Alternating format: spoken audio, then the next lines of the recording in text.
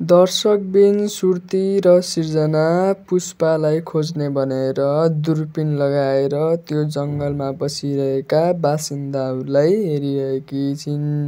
अब दर्शकबिन सायद यो कुरा नथाहा भएको भए राम्रो हुन्थ्यो। पुष्पा कहाँ छन् र रामसँग गाउँ र गाउँलेकाहरू सबै छन् भनेर थाहा नभएको भए राम्रो हुन्थ्यो। एकतिर दर्शकबिन यो शक्ति आफ्नी चम्पालाई खोज्नको लागि निकै आत्तिएको छ र शक्तिको छोरो पनि। शक्तिको छोरो भन्छ रामकै काम हो भनेर भन्छ। सब रामले चाल चलिरहेको छ, तिमीहरू कोही बुझिरहेका छैनौ भनेर शक्तिको छोरो भन्छ। र दर्शकबिन अब यो भिडियोलाई अन्तिम समय हेर्न भने पटक्कै नबिर्सनुहोला। दर्शकबिन नमस्कार अनि हार्दिक स्वागत गर्न चाहन्छु हाम्रो यस जिजे अफिसियल युट्युब च्यानलमा।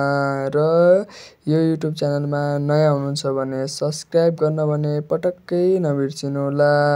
दर्शकबिन अब हामी भिडियोतर्फ लाग्नेछौँ। दर्शकबिन आजको भिडियो थम्बनेल अनुसार तपाईँहरूले क्लिक गर्नुभएको होला। त्यही थम्बनेल अनुसार हामी तपाईँहरूलाई बुझाउनेछौँ। दर्शकबिन अब 230 मा के हुन्छ भनेर यो भिडियोलाई अन्तिमसम्म हेर्न भने पटक्कै नबिर्सनुहोला। र 229 मा के भएको थियो हामी पुरा जानकारी दिनेछौँ छोटकरीमा। दर्शकबिन रामले त्यो चतुरैलाई अहिले माफी दिएका छन्। आफ्नै मान्छे हो।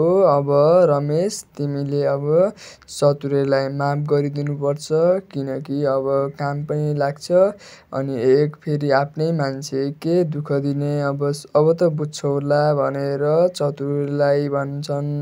रामले चतुरैलाई त्यस्तो गर्नु अब चाहिँ छोडिदेऊ। अब जडीबुटी दिएर अब चतुरैको रिहा गरिदेऊ र चतुरै अब आफ्नै काममा बिजी हुन्छ भनेर भनेर त्यहाँबाट निस्किन्छन्। एकातिर दर्शकबिन सुर्ती र सिर्जना त्यो गाउँलेहरूलाई हेर्न भनेर आत्तिरहेका हुन्छन्। अनि अब गाउँमाबाट अब हामीले बसाइ सरेर जङ्गलमा बस्नुपर्छ भनेर दिदीबहिनीको सल्लाह हुन्छ। एकतिर दर्शकबिन त्यो शक्ति भने उनीहरूकोमा शङ्का लिइरहेको हुन्छ। के गरिरहेका छन् भनेर सिर्जना र सुर्तीको ठाउँ जान्छ र भन्छ तिमीहरू कहाँ जान लाग्यौ? तिमीहरू सायद भाग्न त लागेनौ भनेर भन्छ। शक्तिको छोरो पनि भन्छ। अनि सिर्जना र सुर्ती भन्छन् अब तिमीहरू हाम्रो विश्वास लाग्दैन भने चाहिँ हामी सुत्छौँ। अब तिमीहरू आफ्नै काम गरेर जाऊ। तिमीहरू बुवा छोरा खोज भनेर भन्छन्। होइन भनेर शक्ति भन्छ।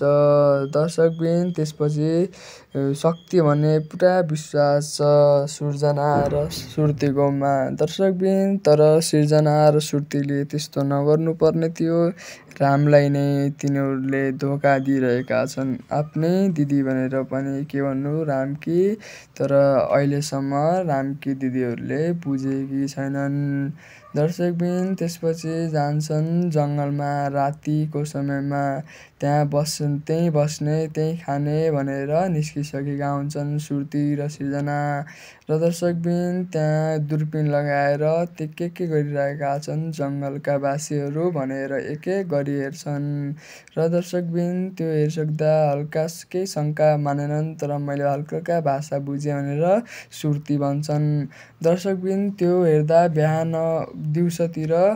हल्का दिउँसोतिर राम आएर ठ्याक्कै देखिहाल्छन् उताबाट र सब कुरा बुझिहाल्छन्।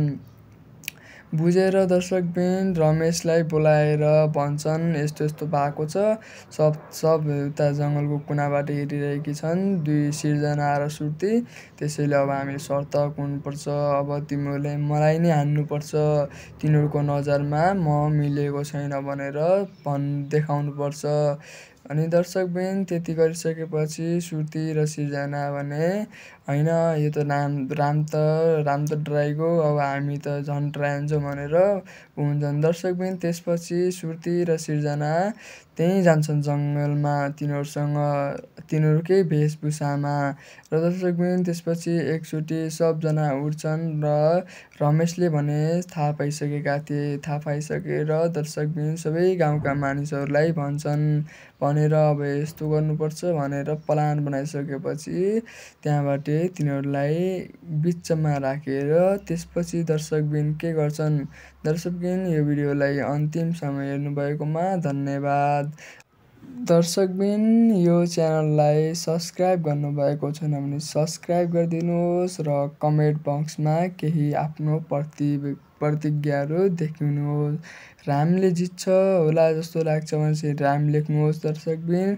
रामले जितोस् र अब अर्को राम्रो कुरा होस्, सबको राम्रो कुरा होस् भन्ने चाहनुहुन्छ भने कमेन्टमा राम र कमला लेख्न भने पटक्कै नबिर्सिनु होला।